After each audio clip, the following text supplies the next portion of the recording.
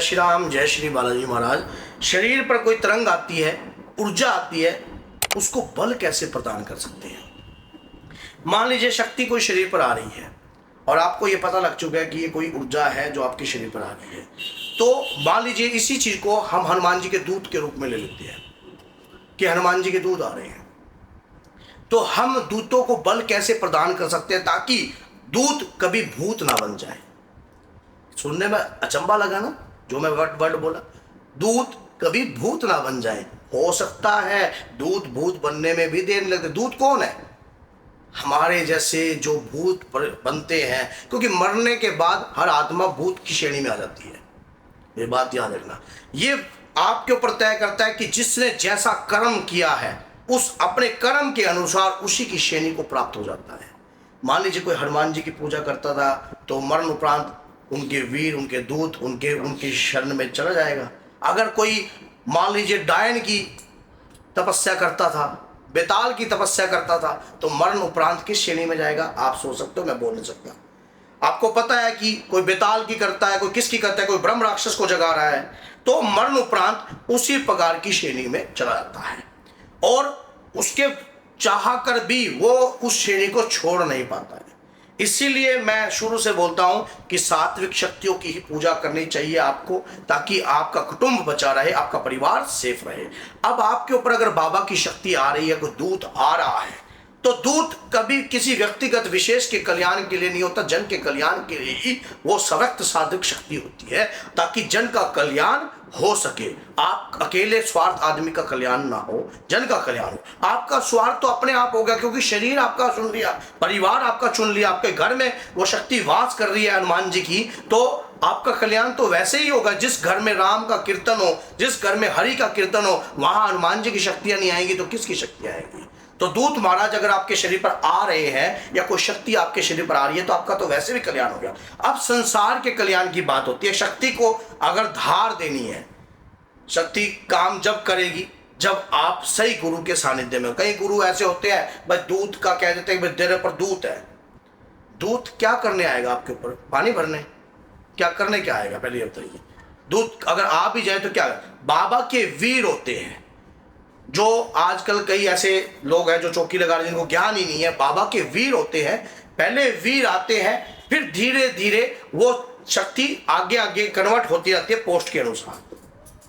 पहले जो हनुमान जी की पूजा करते हैं, मान लीजिए किसी ने 41 दिन की हनुमान जी की पूजा करी, हनुमान जी के सुंदरकांड का पाठ किया, तो उसके शरीर पर बाबा के वीर 150% आएंगे। वीर आने के लक्षण बता देता हूं मैं आपको, आप इस लक्षण को देख लेना। जैसे आपने पूजा करनी शुरू कर दी, पूजा करते ही आपको करते करते जिब्बिया फटने लग जाएगी, आपकी खिंचाव पड़ेगा, खींच मचेगी, शरीर अपने आप कंट्रोल नहीं रहेगा आपका शरीर, मानो अपना ऐसे ऐसे हिलने लग जाएगा। आप सुंदरकांड का पाठ कर रहे हो, कहो रीच पति सुनु हनुमाना, समझ गए? तो आप उसमें लगन लग जाएगी आपकी, आपको समझ में नहीं आएगी आपके साथ हो क्या रहे। आपको ये लगेगा कि मेरा शरीर मेरे कंट्रोल में नहीं है। लय लग जाएगी, लगन लगेगी और शरीर पर वो ऊर्जा आती है। पहले स्थिर जो ऊर्जा है वो विचलित रूप में रहती है, मान लो स्थिरता में नहीं रहती। धीरे धीरे जैसे कि आपको कुछ शुरू में लगन लगेगी, फिर ढीलापन पड़ेगा, फिर मन विचलेगा, फिर विचारधाराएं बदलेंगी, मान लो स्थिरता नहीं रहेगी। धीरे धीरे वो शक्ति को स्थिरता में लाने की, क्योंकि ये नहीं है कि हर लोगों के ऊपर ये शक्ति आ जाती है, ना ना ना। कोई लोग स्वार्थ से पूजा कर रहे हैं। अब कोई शक्ति आपके शरीर पर आ रही है तो वो ये देख रही है आपके हृदय को कि आपके हृदय में क्या है। अब एक आदमी कह रहा है भाई मेरे को 2 लाख रुपए दे रहे हैं, मैं उसके लिए सुंदरकांड का पाठ कर रहा हूं। अब वो 2 लाख पे टारगेट क्या है, उद्देश्य क्या है? शक्ति इतनी पागल नहीं है, आपके उद्देश्य को भी तो देखेगी।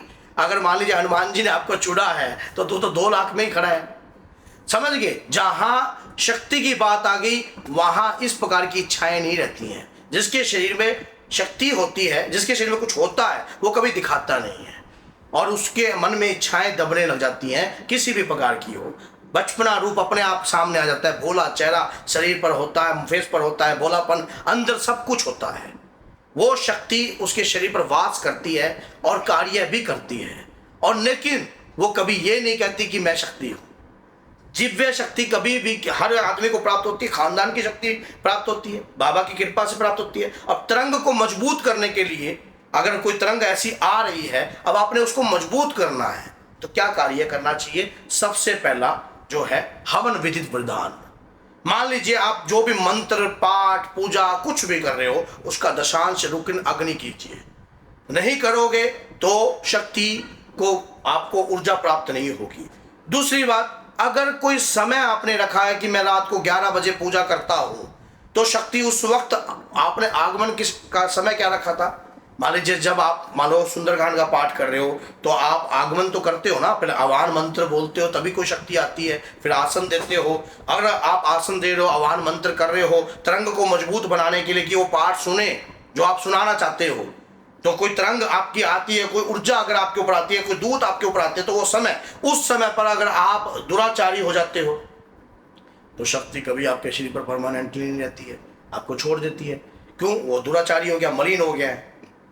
आपकी एक गलती आपको गिर देगी, आपकी एक गलती आपको कमजोर बना देगी। यहां पर बात होती है पूरी अपने टारगेट पर, पूरे लक्ष्य पर आपका ध्यान केंद्रित करने की। अगर आपके लक्ष्य पर आपका ध्यान केंद्रित है तो आप हमेशा लाखों की भीड़ में भी चमकोगे। आपका लक्ष्य क्या है? बाबा की शक्तियों को प्राप्त करना। तो बाबा की शक्तियों को प्राप्त करना तो सबसे पहला अपना दशांश अग्नि आहुतियां जरूर दीजिए। दूसरी बात, अपनी माला या मंत्र का जाप का भी दशांश निकालिए। तीसरी बात, कभी ये मत कहिए कि मेरे शरीर पे शक्ति है, क्योंकि जिसके शरीर पर कोई ऊर्जा होती है वो कभी भी आप उस ऊर्जा के बारे में कुछ बखान नहीं करता, और शक्ति इस प्रकार के लालच को भी नहीं पकड़ती है। अब ये बातें अगर आपके साथ होती है तो समझ लेना आपकी शक्ति हमेशा तेज रहेगी। और खान पान और विचार, अब खान पान और विचार की ऊपर बात होती है। ऐसे गंदी संगत में आपको कभी नहीं बैठना चाहिए जहां लुच्ची और लंगैड़ बातें चलती हो, जहां मांस मदिरा का सेवन चल रहा हो। ऐसी जगहों पर अगर आप बैठते हो तो आपके शरीर में ऊर्जाएं आपकी स्थिरता में नहीं रहती है, क्योंकि आपका सेवन ऐसा हो रहा है। अब आप कहोगे गुरुजी हमारा तो मन तो चंगा है ना, हम तो फिर क्या करें? अब एक ऑफिस नौकरी वाला व्यक्ति है और उसका पास में दारू पीने वाला व्यक्ति बैठा है, तो वो एक मजबूरी है, वो एक मजबूरी है। आप उस दारू को देखकर अगर आपके मन में तनिक आपकी ग्रंथि का पानी छोड़गी तो समझ लो आप करप्ट हो। अगर आपका मन मजबूत है तो आप हमेशा सुरक्षित हो, ये बात याद रखना। फिर आपका ब्रह्मचारी भी खंड नहीं होता है इसी प्रकार से।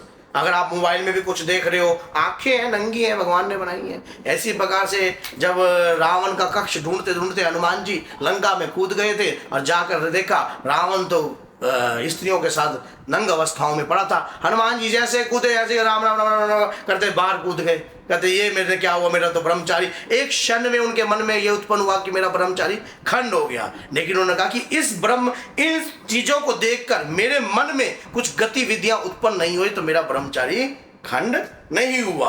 अगर कहते कि मन चंगा तो कठौती में गंगा, मन मैला तो पुण्य कठौती मैली। आपका मन अगर आपके अंदर में है, आपके अंतर में है, आपके कंट्रोल में है, तो समझ लेना आप कभी भी अपनी भक्ति से विमुख नहीं हो सकते। ऐसे तरंगों को शक्ति प्राप्त होती है, ऐसे वीरों को शक्ति प्राप्त होती है, और तभी दूत महाराज आपके शरीर पर सही रूप में कार्य करते हैं। तो अगर ये वीडियो अच्छी लगी है तो लाइक कीजिए, चैनल को सब्सक्राइब कीजिए और 10 लोगों तक जरूर शेयर कीजिए। तो बोलिए जय सीताराम, जय श्री बालाजी महाराज, जय माता।